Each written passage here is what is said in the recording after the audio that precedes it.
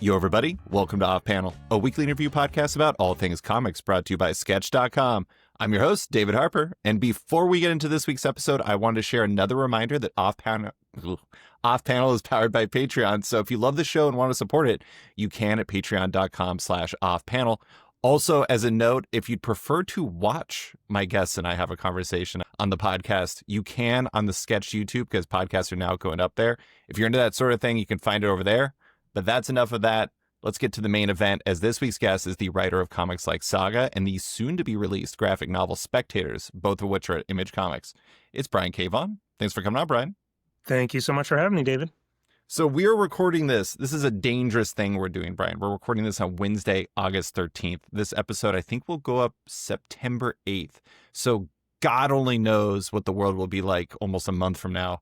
But for today and today alone, Brian, how are you doing? I'm okay. It's weird. It feels like you have to preface talking about the nonsense of comics with first addressing that the world is a nightmare, an ever-worsening nightmare. But yes, with that acknowledgement out of the way, I am doing just fine. Thank you.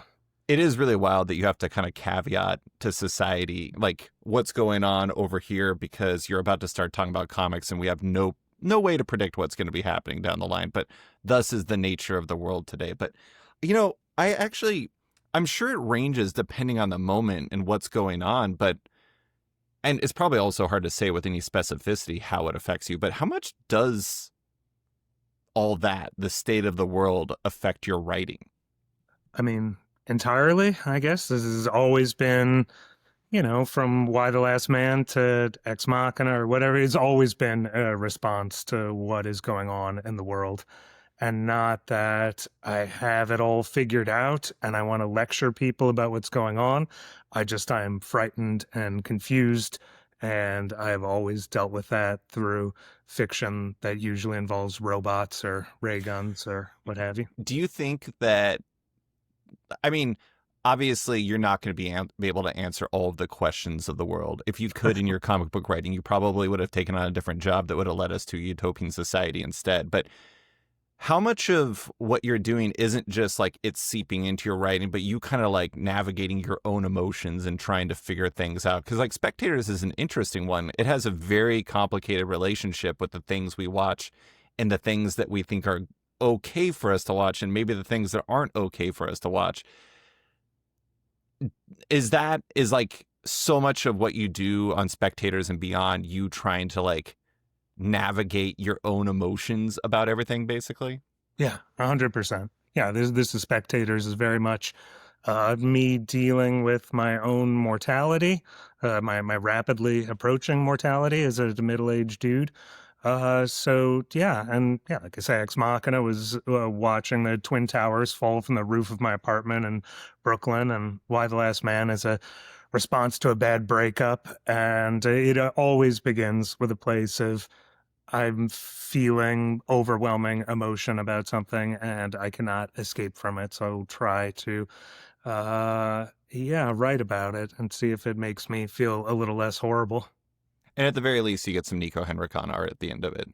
That is definitely true. That is the nice part about this. Stops it from being just masturbatory crying about how hard things are. To channel this into working with some of the best artists on the planet is beyond therapeutic. It's just, it's pretty rad. I do want to say, I saw at San Diego, you got to hang out with your old private eye pal, barrier pal, Marcos Martin. I don't know how often you guys get to see each other, but I don't know. I like it when previous creative teams, especially ones that have a connection like you two do through Panel Syndicate, get to spend some time together. Plus, Marcos is like the best. So I'm very happy that you all got to do, I think you did a signing together, right?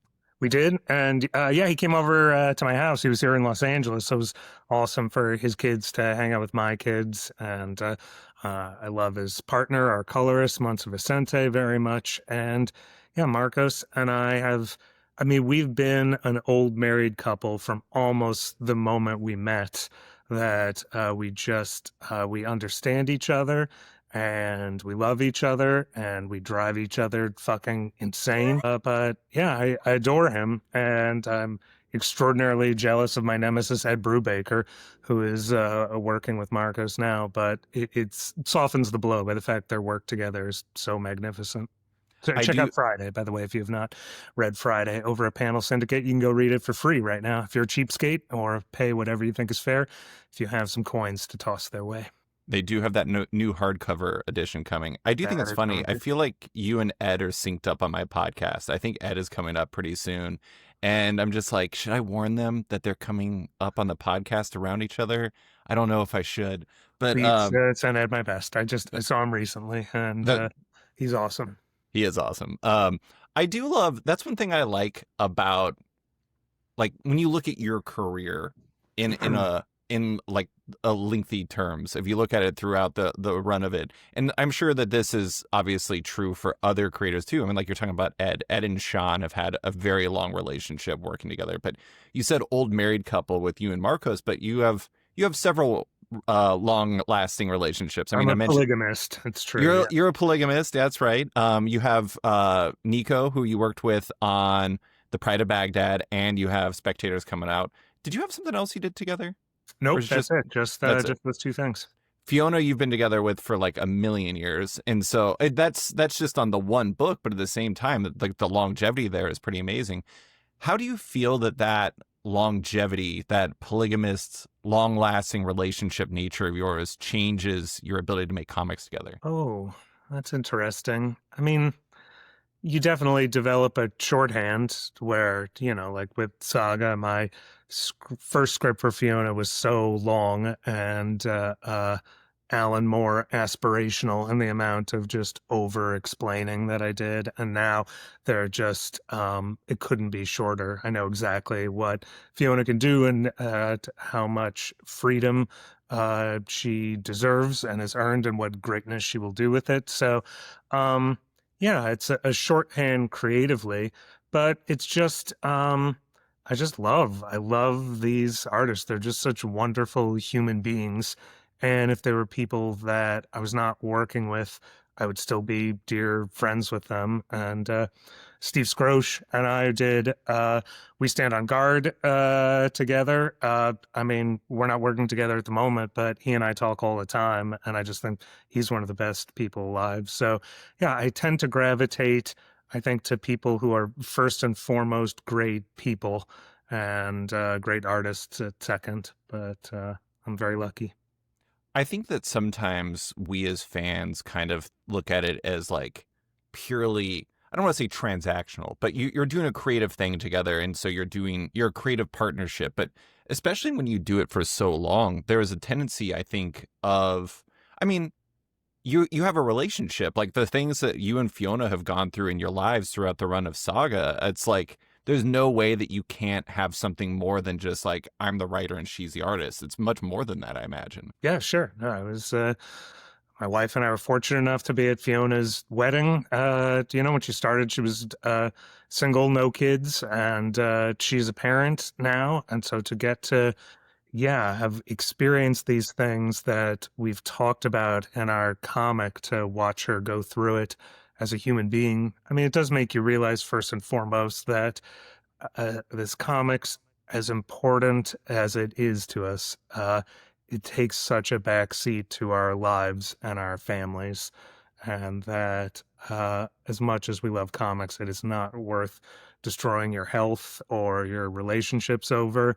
And just, yeah, coming to value people as human beings first, not as just art monkey, give me pages, is an important development. Because I think as a young writer, that it was a bit more transactional, like you say, that I was like, oh, I've written this magnificent script and just don't screw it up. And I think I've become a much better writer, much better collaborator, by realizing how paramount the art is, and how important the artist's mental, emotional, physical well-being is to the end product, and protecting that at all costs, hopefully. I mean, it seems like the act of collaborating throughout the years, you learn from your collaborators in the sense of like, I know with Fiona, I don't need to write Alan Moore-esque scripts. I don't need to put in that much stuff.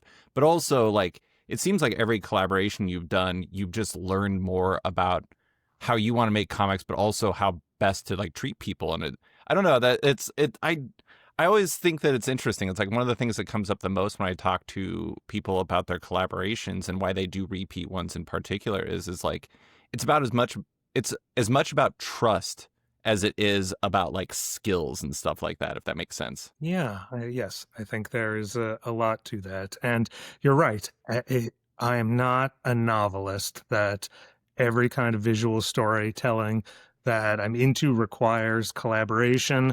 And yeah, the art of collaboration and learning the give and take with other people does make you a better writer and helps you understand your characters and your collaboration with them. And so, yeah, there's a lot to that. Before we get into your current slate of books, I did want to ask about your world in general because you have Spectators coming out, and it has been complete for a while, as Exploding Giraffe members know all too well. Saga's on a break, but back in 2026. How much of your world right now is comics? Because it's like that's one of the funny things is when creators don't have things coming out, it's like, what are they doing? What are they?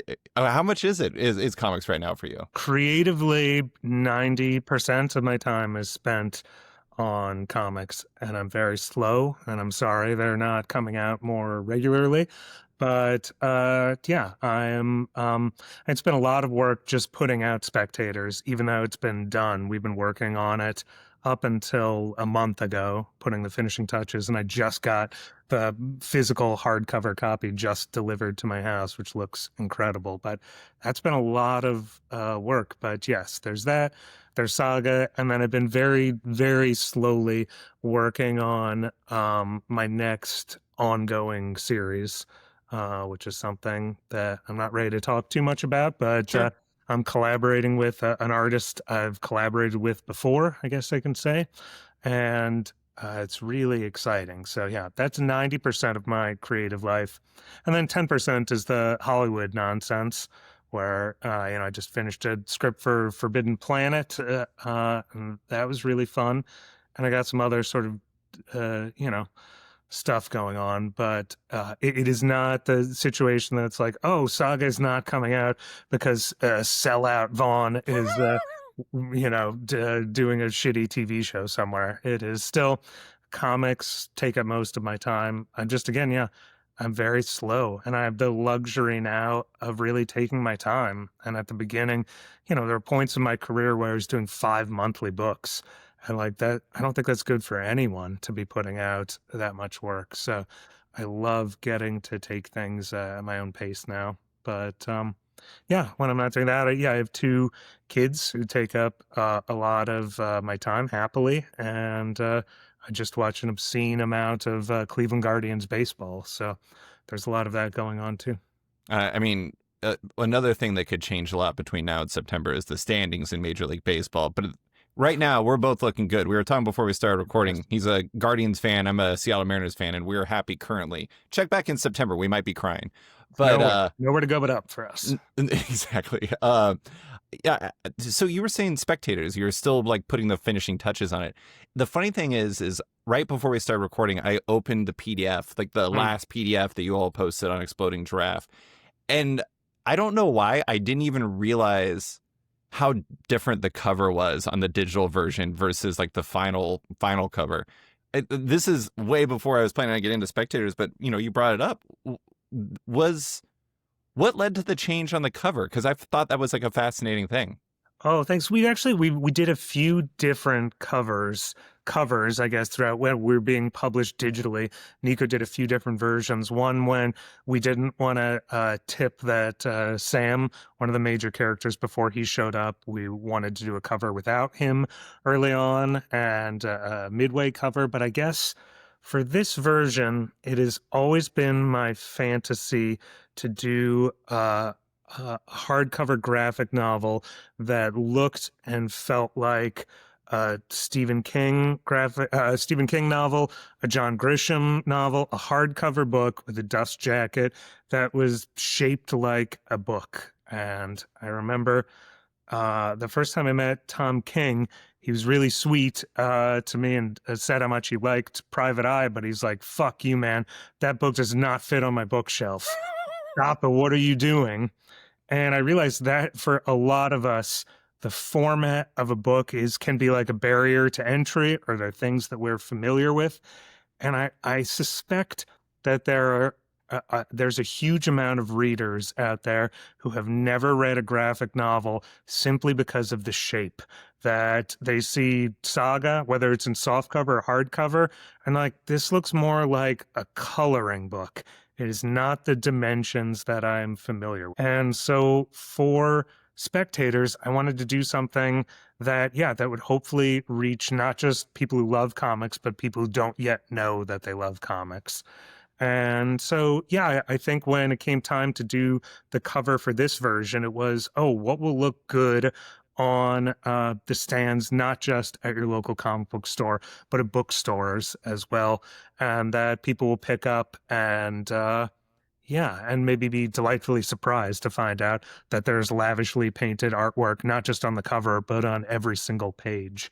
So, but yeah, different strokes for different folks. Our French publisher just sent us their cover, and they went with an entirely different direction under Niko's direction. So there will be different versions all over the planet. But my favorite part is that in Spectators, underneath our beautiful dust jacket, that Phonographics, our letterer and designer, designed this beautiful sort of undercover.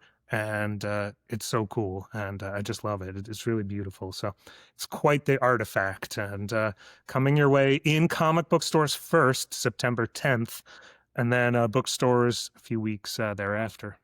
Well, we've got Spectators up. I'll just do the spiel about it. It's Spectators is your graphic novel at Image Comics you did with artist Niko Henrichon and letterer Phonographics that, as you said, arrives in comic shops on September 10th and bookstores on September 24th. Here's a solicit. Hundreds of years in the future, New York City is haunted by many ghosts, including a voyeuristic woman who died in our present day and mysterious gun-toting man from the distant past. Normally solo travelers, these two specters meet each other just in time to observe what might be the end of the living world. I just want to say up front, I have no idea if you wrote the solicit for this, but I have to imagine this would be one of the most difficult comics to write solicit copy for. It has a lot going on, and like, it is a journey that you all take readers on. And so, did you write the solicit copy? I did, yeah. The Image is very kind and always lets creators handle their own solicits, so that wordy purple prose is all my fault. No, I mean, I think you did a great job. It's just like, it's kind of a tricky book to explain because I mean this in the most complimentary way possible. You have a book that somehow rides the line between being all talking and all sex and violence, which is a very difficult thing to do simultaneously. And yet it is completely true. And I think it's spectacular. But I do want to bring up something you talked about there a second ago. You said that Saga, has this, people could mistake it for something else if they see it in shops. Is Spectator ultimately going to be like a different shape? Is it going to be kind of more like the BD shape from France or something? Oh, no, when it comes out, like I said, I wasn't kidding when I said like a Stephen King hardcover. It's the exact, so it's larger than our little new mini 6x9 Saga editions, larger than that, but smaller than a Saga trade paperback. Okay. But it's nice and thick on beautiful matte paper. So, it looks like a hardcover book. Looks like any other hardcover prose novel that you'd find in a bookstore. And the Niko's art looks beautiful at that size. The lettering reads great, but it's mostly, I just wanted something that would be a really comfortable read in your hands. It is meant to be held, and I think it's meant to be read in one sitting if you have the time to do it. And if you want to do it on a cross-country flight, you can. And it's, private enough that you can sort of shield the naughty parts away from the person sitting next to you. But yeah. That's what format it's going to be.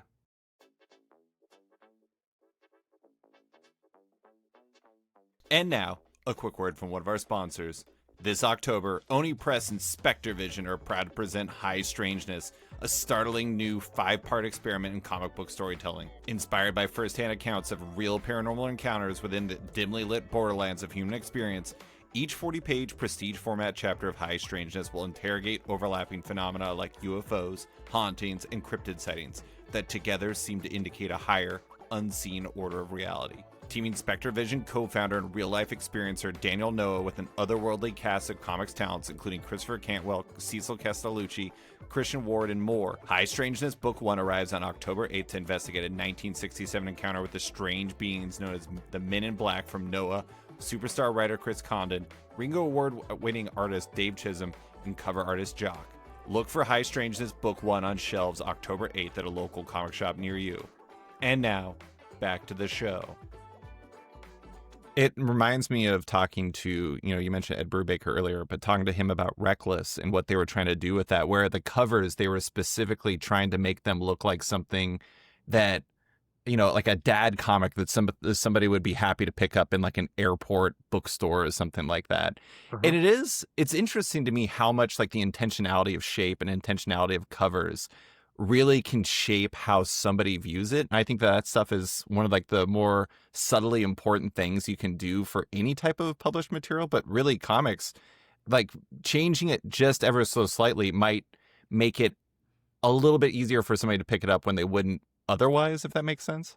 Yeah, no, it was, we really wanted to do a graphic novel. And, Niko and I did Pride of Baghdad together, which is, what they used to call an OGN, an original graphic novel. Is designed to just be that. But it feels like so many even original graphic novels still feel like a maxi series, 12 issues of something slammed together. You can sort of tell where this was the division of it.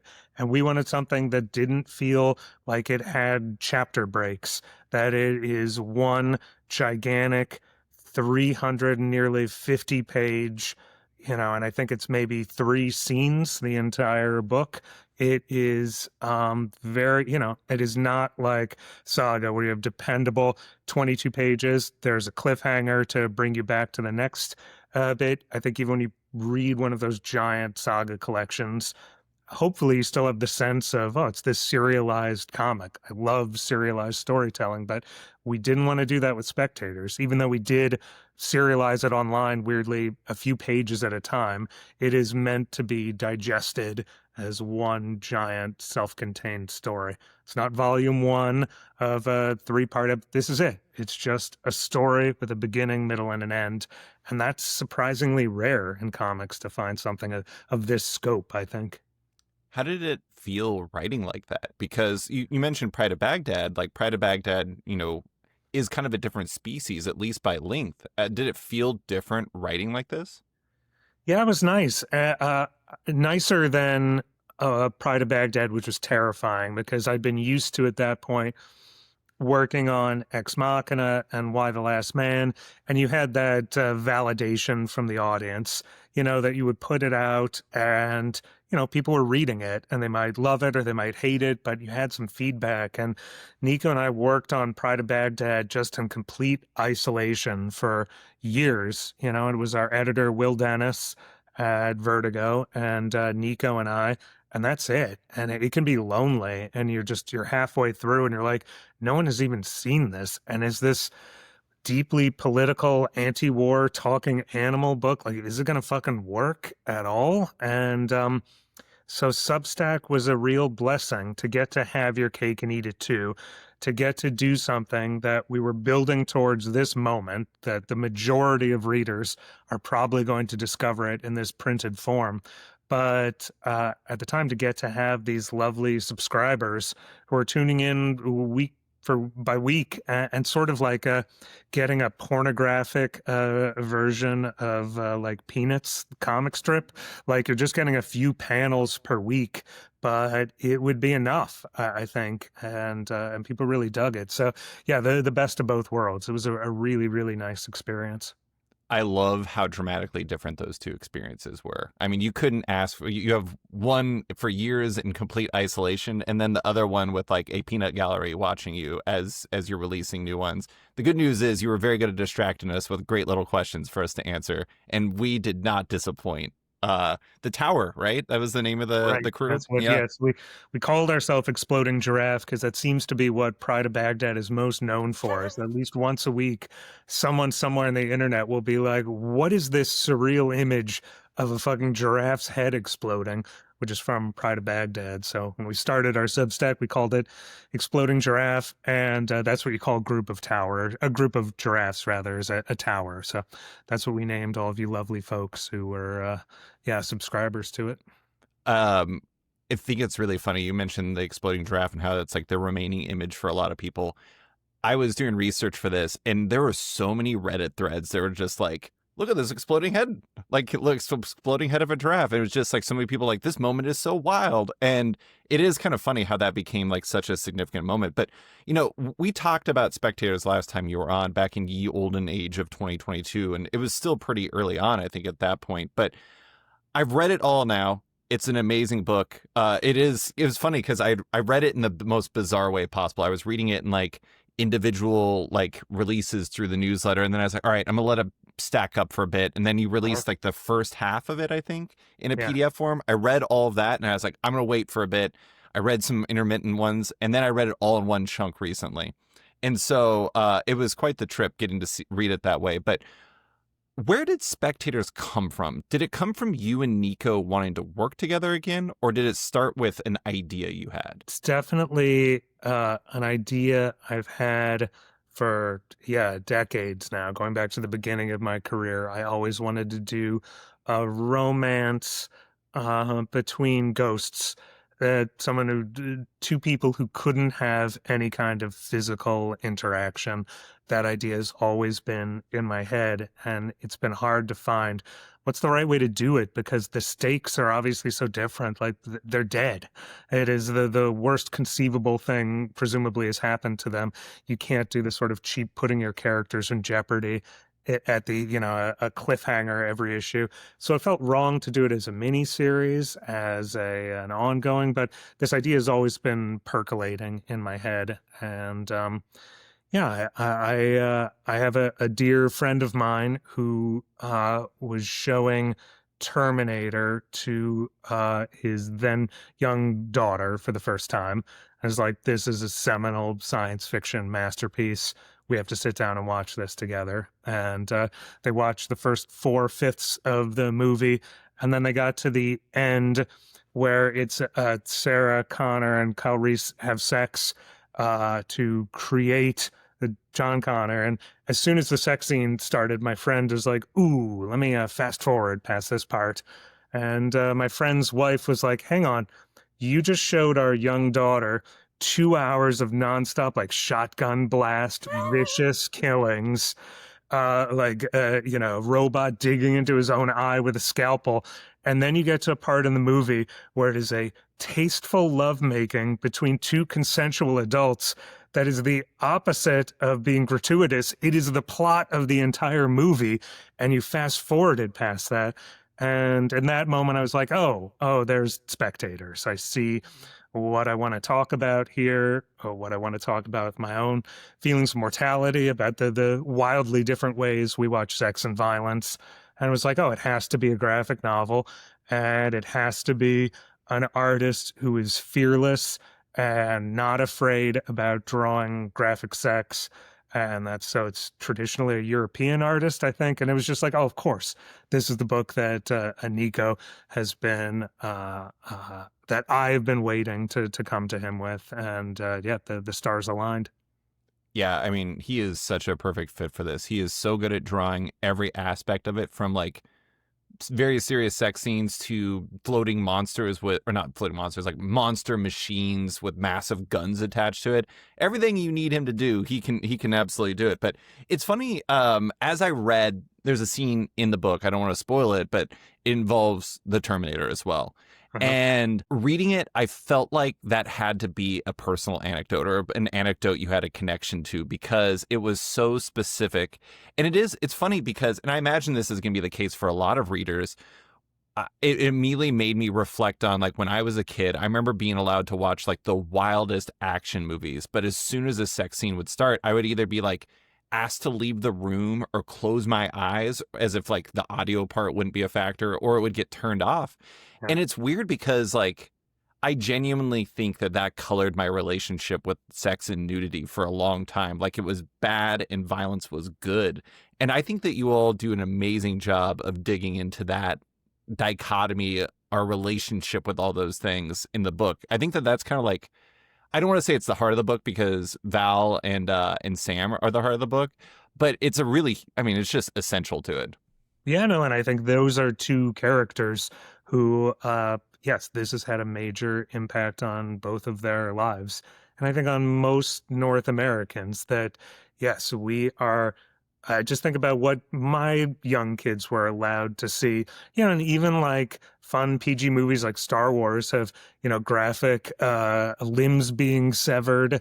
And yeah, you get exposed to that violence is not just okay, but sometimes preferable and beautiful and cool.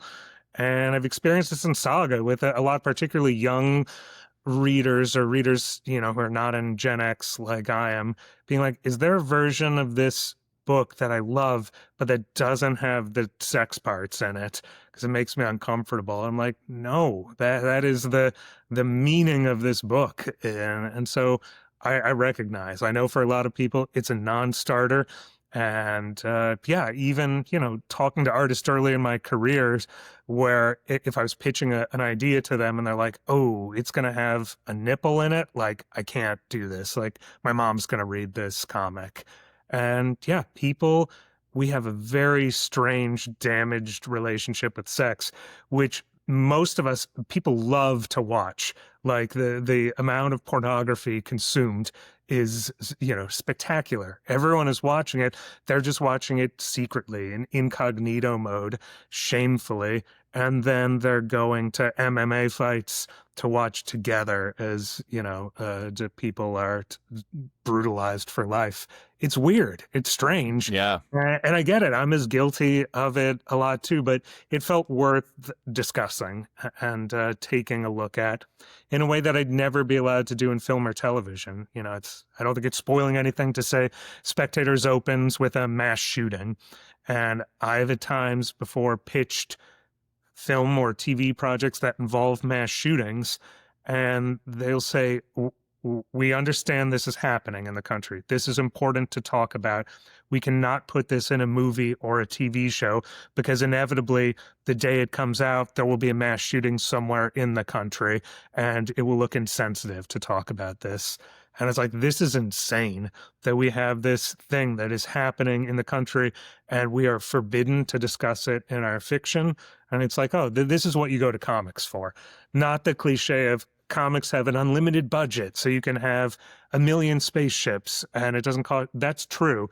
But what you have is the unlimited ability to discuss themes that are too uncomfortable and too dangerous for showbiz to tackle. I'm not saying that the book would be meaningfully different if you had just published it at Image on Natural, so to speak. Mm-hmm. But you did publish it initially, Spectators, on the Exploding Giraffe Substack as part of the pro grant you all received. And I'm curious if, like, do you feel like publishing it that way and having that funding to make sure that Niko and Phonographics were paid up front allowed you the freedom to tell the story you wanted unfettered, and then at the end you were able to find a home that actually made sense for what the end result was rather than having to sanitize it up front, if that makes sense? Yeah, I mean, I think it's more because I can go to Panel Syndicate and Image and know that those are two places that have no restrictions, that we can talk about whatever we want to. It was more, as you say, financially, Image, even though they're so generous, like I write Saga for free. I write it knowing that the back end money is going to come in. It's going to make it worthwhile. If Image helps pay the artist up front so they don't have to work for nothing. But yeah, there wasn't really a way to do it through Image or Panel Syndicate up front where, without sort of serializing it, breaking it up into chapters, what I didn't want to do. but to instead get that extraordinarily generous grant that we got up front was like, oh, this is a once in a lifetime opportunity to have an artist of Niko's caliber be given this lump sum up front to know this can be my job for the next 3 years. I can afford to do this, and not as my side hustle but as my main job. And I can do a colored, lavishly painted by hand graphic novel that's over 300 pages. There's no one else nowhere else currently that I know of, no major book publisher, no comic publisher who would have been able to lay out that to make it possible. So I'm extraordinarily grateful to Nick Spencer, who was the one who I think convinced Substack that this would be a good idea in the depths of the pandemic to reach out to comic creators. It was a truly a once in a lifetime opportunity. So I'm very grateful to those people for allowing, Niko and Phonographics and I to be able to have this be our job. It was a strange, weird thing. I think that you talked about this, but the thing that the money does is it buys Niko time. And Right. like somebody like Niko is capable, actually, let me scratch that. Every artist is capable of greatness. They all have more in them, but this is not me condemning the way the comics work, but there's deadlines. You have to get them out monthly. You have to do this. You have to make sure that you're getting money in the door because you have to pay for your life. And having that money buys him the time to do what, in my opinion, is some of the best work we've ever seen in the comic book medium. And like, what a gift, right? Thanks. Yeah, no, it is. Comic books run on money, and it runs on artists being paid well, I should say. So whenever I have young writers come to me like, how do I convince an artist? I'm looking for an artist to collaborate with. The answer is always money. Like Fiona didn't do Saga because of the brilliance of the first script solely, I hope, or because of my reputation. She did it because I was like, what is Marvel and DC offering you? And Image and I can do better than that because you deserve it. And this is a job, and it is a really hard job. And so the money allows artists to do, yes, their best work. And it should never be just for love of the game. This job is too hard, too time consuming to do it without taking money into account. And thankfully, it takes a lot less money to create a comic than to create a TV show, which has hundreds of employees, or a movie which can have 1,000 people working on it. It's usually just, 1, 2, 3 people. And yet those people deserve to be paid a living wage to do this work, I think. Absolutely.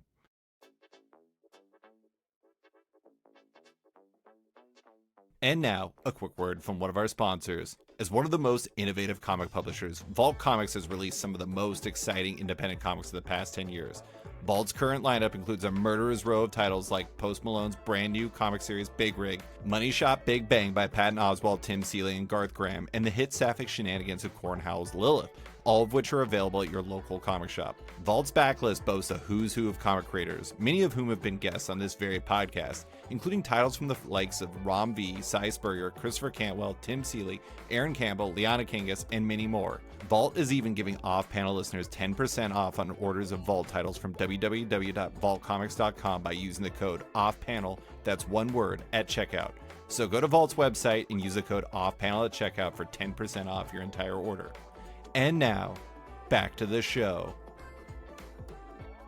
You recounted the story of getting the first Why the Last Man pages in from Pia Guerra, I believe, via fax. How did you feel when you first started seeing the pages from Niko come in for this? Because like there's some in there, like the first view we get of the future landscape is like a double page spread, the future New York City. And it is so like, it's like, this is the worst comp you could possibly come up for this. You remember Highlights Magazine? Did you ever see Highlights Magazine? Of You would course. you go around and you find the things in the image. I spent like 5 minutes just looking at it, just being like, what little details did Niko put in there? What was it like in those pages? Because I imagine as a fan of art, you were probably just like, oh my God. Yeah, it's so great because it is, the reader is the final collaborator, that you are determining the not just the voices, what kind of voices you hear in this head, what you're imagining happening between panels, but the pace of the story. And sometimes, people will complain like, Saga takes more time to read the letter column than the comic. And like, I understand the impulse where you fall into the story and you want to know what happens next. But I think Fiona's artwork is worth lingering over.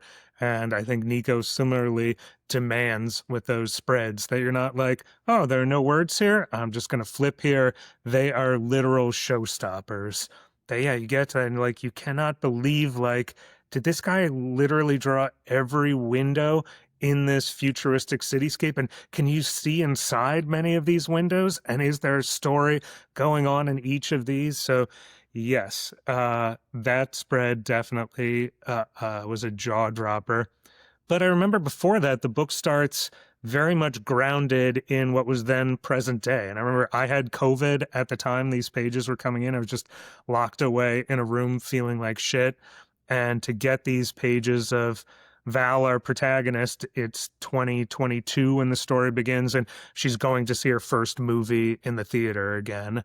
And yeah, just seeing how real he made that look and how present it is, and then to see Val looking up porn on her phone, and it's not at some random fictional site, it's Pornhub, and it's something, it's, you've seen it before, and it's, but like, to just have this sort of crass digital thing translated into his lettered by hand Pornhub and these thumbnails of these videos, it was like, oh, it was really exciting. It was like, this is going to be something that would feel maybe pornographic if it were done live action, but that Niko is translating our perverse, graphically violent world into something that's much more palatable because it's his beautiful drawings. And so, yeah, right from that opening scene, I was like, oh, this is really going to work. And it's going to work in a way that I hadn't imagined it working. And I could start sort of writing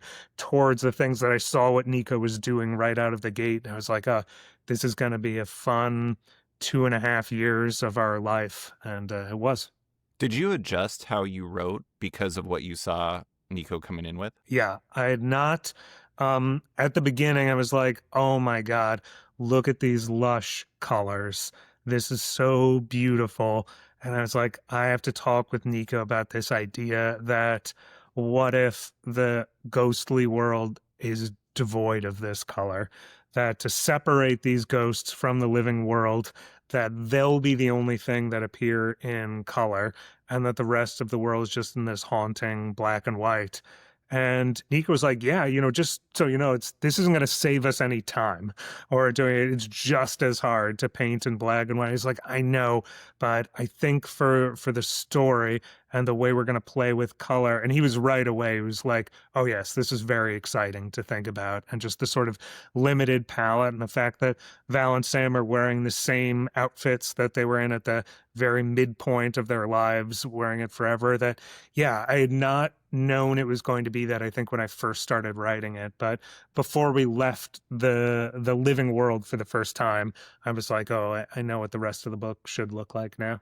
Shout out to the Eels. Always love seeing Mark Oliver Everett show up and represented in anything, but it was very cool seeing that in the Val's shirt throughout the book. But I did want to bring up that process of how you two work, because this is an extremely visual book in so many different ways. Like, people are always like, oh, the writer writes the story and the artist just draws this, whatever. But the thing is so much of Spectators is visual storytelling. There was one other specific with the colors that I want to bring up that I think is really interesting. When, like, Val or Sam or whomever is floating around, they have an outline of a color around them. And, like, that means something. What it means is open to, it's in the eye of the beholder. But then there's also things like when, in the beginning, when the mass shooter gets shot, a burst of colors comes out of him, and it's just like a deluge of colors that come out of him. And those are obviously very specific choices that Niko is making. But I'm curious as to what your process was for figuring those types of things out. Was it just you saying, go nuts, Niko? Was it you two discussing things in advance? What was the process for building out those elements? Because clearly there was a discussion about the black and white part. Yeah, I think those outlines and the kind of aura, that was very much Nico's idea, and idea that not every character should have the same colored aura. But I guess as for who receives what kind of aura and why, I liked that Niko had a very specific thinking, and I was like, let's never get into it. I like that the sort of arcane rules of ghosthood are there if you want to dwell on it. But no, it's just for me, it was like, we're mostly going to see Val and Sam together on most of these pages, and will these complement? But beyond that, the storytelling of it and the sort of I guess I'm reluctant to call it the spiritual side of it. This is a pretty secular work, but the mystical side of it is that's 100% Niko and me trusting him to do what's right. Is that kind of how you worked across the board? Was just like, oh, here's another example. I mentioned that big double page splash of the future version of New York City. Did you all talk about what that future could look like? Or was he just like, how about a bunch of cubes and all this other stuff? Yeah, I mean, I knew I wanted it to be, it's a story about voyeurs. And so it felt very important to have it be in New York City, which is this very voyeuristic place. And I wanted it to be somewhat recognizable.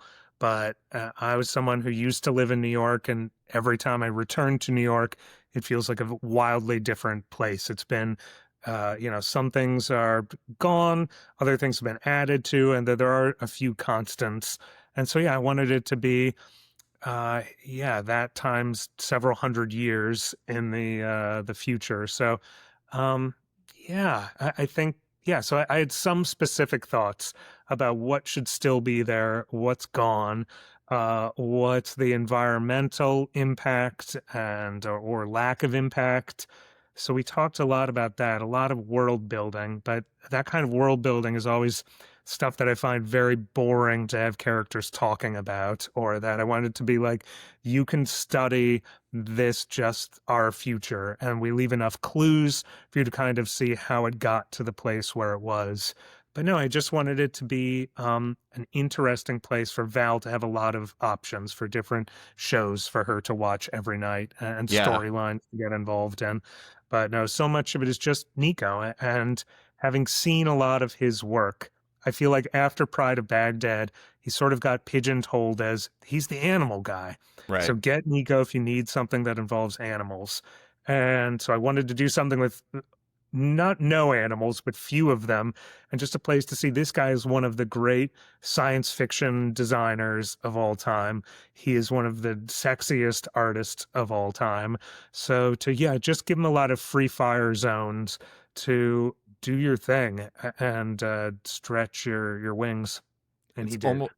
almost alarming how attractive his people are. I probably said something partially about Niko and partially about me that I'm saying that, but it's true. He draws very attractive people. It is true. And it is not just the proverbial male gaze of beautiful women. I think he draws lovely men, and we see a lot of them in this book. So if you are uncomfortable with a male full frontal nudity, this book is not for you. And if you're like, I find it kind of weird the way that we are constantly seeing a naked female form in comics and never men, this will be a treat for you. Yep. Well, and we definitely get a lot of it. I like that you brought up the shows part, though. That is one of the things that I think is really spectacular about the book, is that Val positions her life in the after. Well, not. I mean, she is. Afterlife feels wrong. She's like still part of the world, but she's just a spectator of it. And in her mind, she immediately repositions it as like the stories. It's like she's following her favorite storylines and all this stuff like that, in almost the way that we engage with stories today. And it's partially, I imagine it's like, not to get too far into the head of her, it's like a coping mechanism, but also it is such an essential part of like the multi-layer spectators element of it that I thought that was such a good touch. Oh, thanks. Yeah, I mean, I think if you're a reality TV watcher, that in reality, those shows are heavily written, heavily edited, storylines are created, and to be very compelling. But that as a ghost, a specter in this world, she has access to real reality, to the way that people behave, that we behave when we are alone, when we don't think anyone is watching. And I think for her, it is highly addictive that she is someone who's always loved TV, loved movies, and just now this is leveling up to get to watch people, yeah, behave in their animalistic ways, their selfish ways, their surprising, gross ways. It is addictive to her. And yeah, she could in our world, ghosts can sort of let go and leave this material world and go on to maybe nothing, maybe something after this. But she has chosen for hundreds of years to stick around because she likes to watch. And I thought that would be an interesting kind of character. And probably if this is the fate that I'm damned to, this is what I will be doing. I'll be watching all of you out there right now in your secret sick moments. I feel like I'd still watch a lot of sports. I'd be like, I don't have to pay for good seats now. This is amazing. I'm going to go It's true. courtside And for it's every what basketball game. Sam, yes, the character that she meets, who's been dead much longer than her, talks about going to watch Muhammad Ali and Yeah. how crowded the arena was with that. Yes, that I think both of them like to watch very much. Different things, but they're both spectators at heart. Doesn't she think it's the Jackie Chan movie that he's referencing? Oh, Yeah. yes, yes. He's talking about Rumble in the Jungle, and Right. And he it's Rumble in the confuses Bronx it is what with she's Rumble in the thinking. Bronx, Yeah. the spectacular Jackie Chan film. Oh my God. Amazing. Just a couple more questions on this. Sure. I do I one thing that concerns me about your recent history is we talked earlier about the real world seeping into your work. You're developing frightening predictive powers, and I'm not overly fond of that. I mean, obviously there's the We Stand on Guard of it all, which became your book with Steve Scrose that became a Yeah. newsworthy item and discovered a new audience because of it. But also there's like a number of things in this book that became a little bit more true than I'd prefer. Although, I mean, it is interesting to see how like you all represent the future. Like there's companies called Warner Baba and Apple X in there. There's a reference to COVID-2. There is also what looks like it could be a out of service hyperloop in the background of one scene. And so it is, I think it's really fascinating to see how you and Niko and, you know, you built out this future. It almost seems like I don't want to say a nightmarish projection of where we're at because in a lot of ways things are better, but it is really fascinating to see your predictive powers, but also just see how you all tried to build this future. I think it works great. Well, thanks. I wish I could say I had a crystal ball, and my wife is always like, "Could you just write about something nice next time?" So maybe that will come true. But yes, I don't. I have no ability to predict the future. I'm very bad at that. My gambling record will attest to that. But it always has just been writing about the future is always about writing about the present. And We Stand on Guard, which is about American invasion of Canada, was not about Canada. It was just about having lived through the Iraq War and knowing that a country that is capable of finding a reason to invade and occupy one country could do it again. And The Private Eye, it feels like another book where a lot of that has come true, but it wasn't about predicting. It was just about, oh, look at what is happening right now and how much privacy I am sacrificing here on social media. And yeah, and Spectators was, again, very much about writing what was going on that week and that day and sort of maybe holding up a funhouse mirror to the present. But it is, yeah, a book that is much more about today. So when things come true from our books, I think it's just because they were probably already true. It was just the truth had not been evenly distributed yet, maybe. I do like that the giant whale is still in the National History Museum in New York, which was encouraging. I do like that whale. It's funny. Someone had pointed out that when Niko drew the outside of the Natural History Museum was like, you got it wrong. that Teddy Roosevelt's statue had already been removed at that point, and we have it out front. And I was like, oh no, you got to go for a no prize there when you note something like that. Is that's not a mistake? That inevitably these statues are going to get taken away, moved somewhere else, and put back out. And it feels like that could happen any day now in the world that. I think it says something about the book that the opening scene is really kind of a if you can handle this, you're gonna really enjoy the rest of the book. Where it's like it starts with a mass shooting, but it also has Val watching porn on her phone as she's waiting for the movie to start. But it's interesting. I don't know what it says about society that in some ways the riskiest part of it was that the mass shooter was wearing a Mickey Mouse hat. It kind of felt like that was, I don't know what that says, but it was kind of an odd feeling when I realized that when I was reading it. But Yes. Yeah, we definitely we have a couple of those. And I remember yeah, geez, maybe I shouldn't talk about this, but like Paper Girls ended with the first issue is these girls in the 1980s are being pursued by these strange beings, and one of them drops something, and they pick it up, and it's an iPhone, and we see the Apple logo on it. And Image was like, "Is this okay? Are we gonna get sued?" And I was like, it's no problem. I did a bunch of research on this and it's fair use. And I did absolutely no research on it. And I've had legal challenges with Apple in the past, and it might be a terrible, yeah, but I'm always like, I suppose when it comes to fiction, it feels like it is fair use. And I would rather ask for forgiveness than permission. So I guess Disney, please don't sue us for this sparing use of. But I think they have bigger fish to fry right now than us.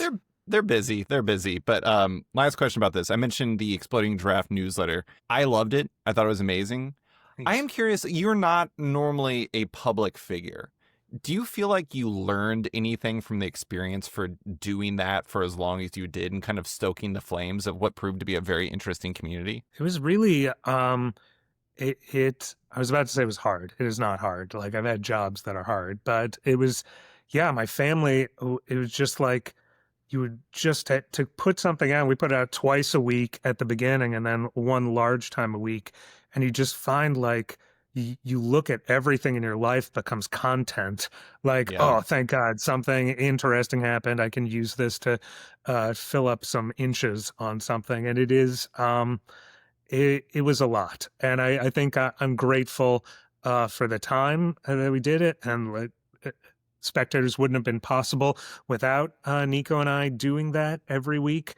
But I love now getting to retreat back into my cave and to just use the interesting things that happen to me in my fiction. But it was fun, and it was a really interesting time. And now, a quick word from one of our sponsors. Looking for sci-fi comics which go further than you've ever been before? Look no further than 2000 AD. It's the galaxy's greatest comic. Whether you're a new or returning reader, September is the perfect time to try out 2000 AD with the launch of 2000 AD issue 2450, a jump-on issue with a fresh start for every story. Featuring a terrifying Judge Dredd story by Rob Williams and Henry Flint, the issue also has a major new Rogue Trooper story from the team of Alex DeCampi, Neil Edwards, and a whole lot more. Get a print subscription to 2000 AD and it'll arrive through your mailbox every week, and your first issue is free.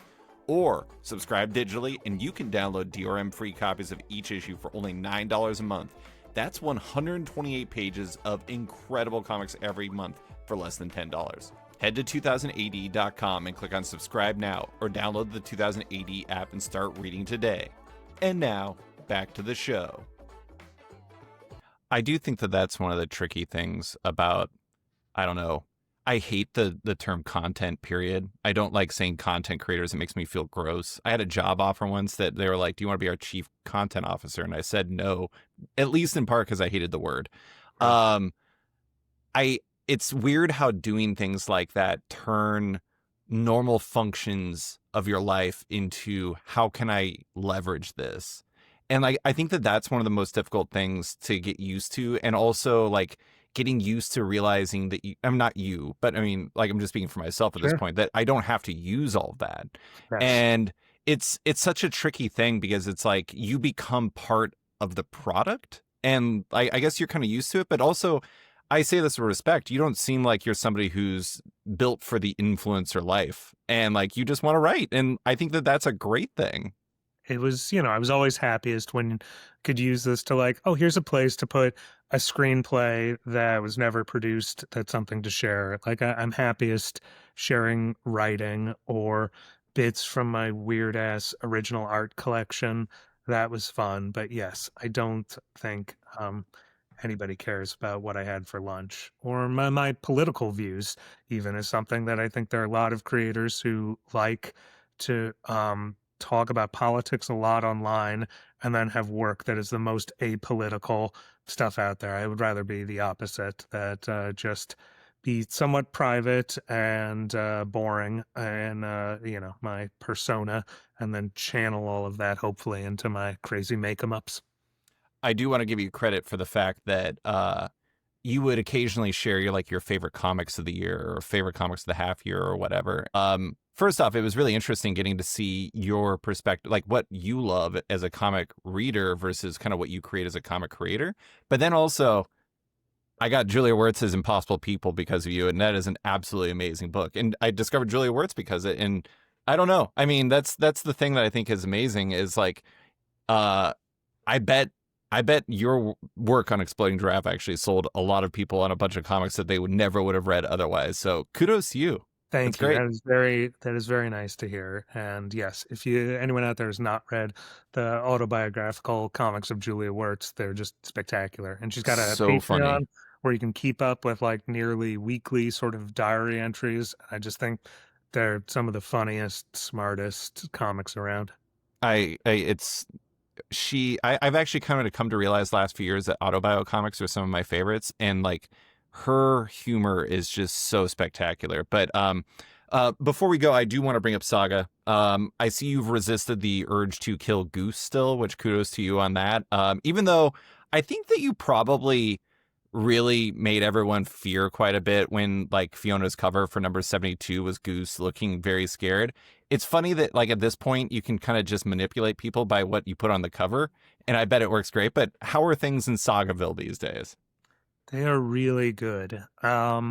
This next arc has, one kind of standalone issue in it that I think is as good as anything I've ever worked on. And, Fiona is hard at work and it's really good. I'm sorry. I wish I had more to share, but we're taking our sweet time with it, but it's coming. I know I see people are like, "Oh, this is fucking Brian's the new George R. R. Martin, and why can't he?" I get it. It's I know it takes time, and I'm sure there's some people who are like, "I will just wait until it's done," and that I totally respect. If that's what you want to do, that's okay. But we are working towards something, and I know what the last page of the last issue is going to be, and we're going to get there, and. I think it'll be pretty great. But the trip getting there is going to be amazing and has been so richly informed by not just my kids, but Fiona's kids and our lives. So the fact that it's taking as long as it does to come out, I hope is a feature and not a bug. And I hope it'll be worth the wait. I'm sure I'm preaching to the choir when it comes to this, but one thing that I don't think people give Fiona enough of credit for the fact that she has evolved so dramatically since the first issue, and especially after the hiatus, but also in between arcs.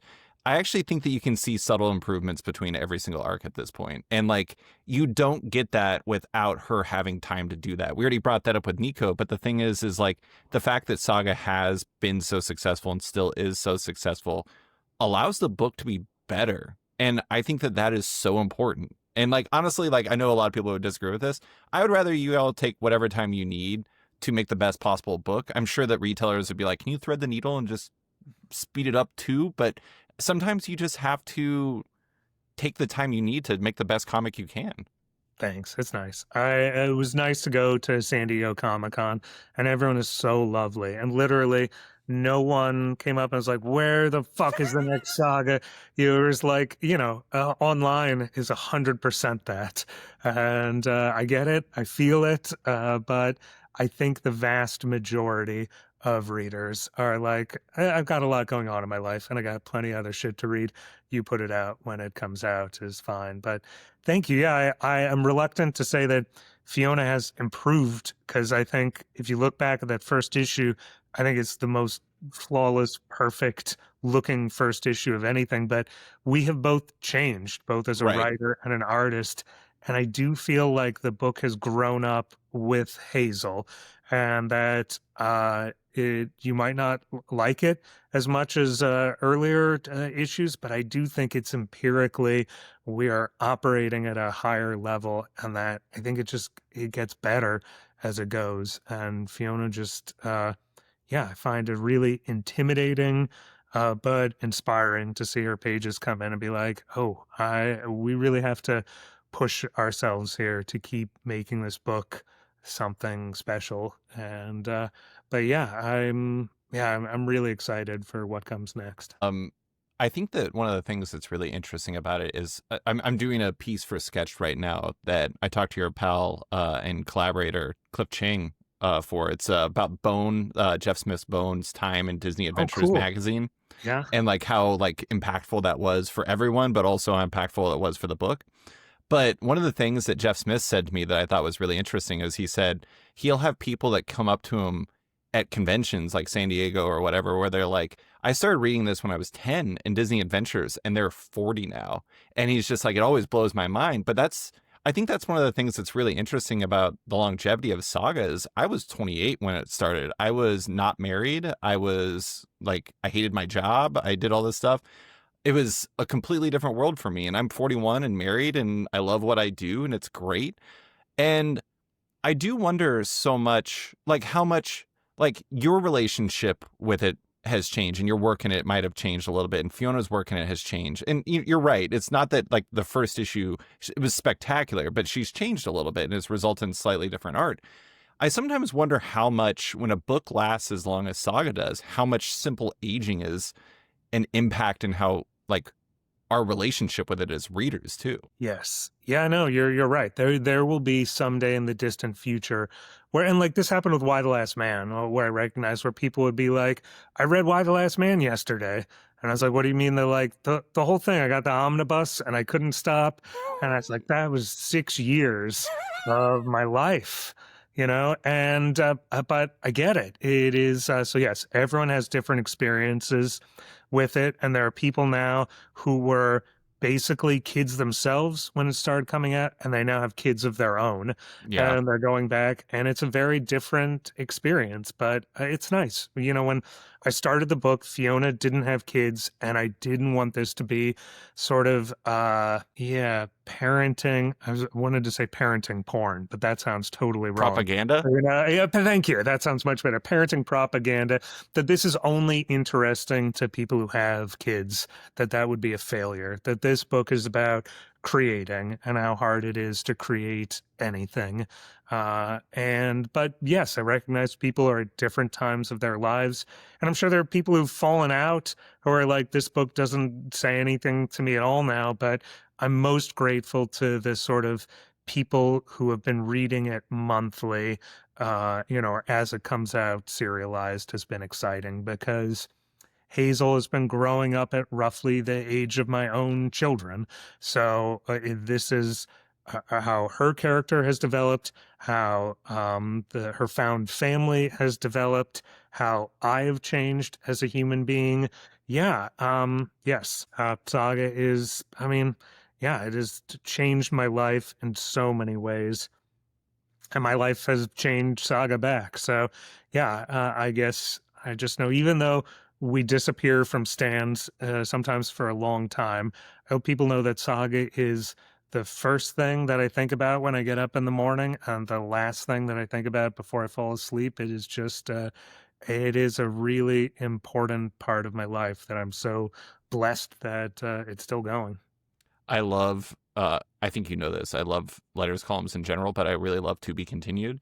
And it is always a treat to see how kind of people react because you always have like a mix of people who've been reading it since the beginning in single issues, and then people who picked up the hardcover on a whim at a library that just started reading it, writing into it.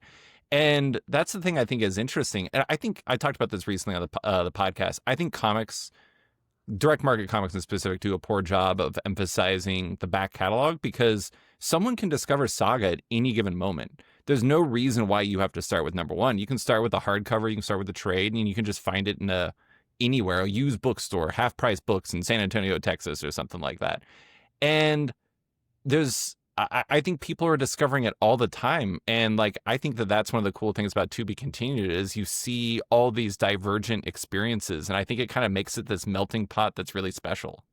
Thanks. Yeah, we've had this a few times. Though, we put out a 25-cent issue once, and I think some retailers were angry, like, "Oh, this is cutting into our profits to put this out." It was like, "Oh no, we're reaching so many people who would have never picked up this book Yeah. otherwise." And that 25-cent issue opens with "Welcome to Abortion Town," which I think a lot of readers are like, "This is where I'm going to stop reading Saga."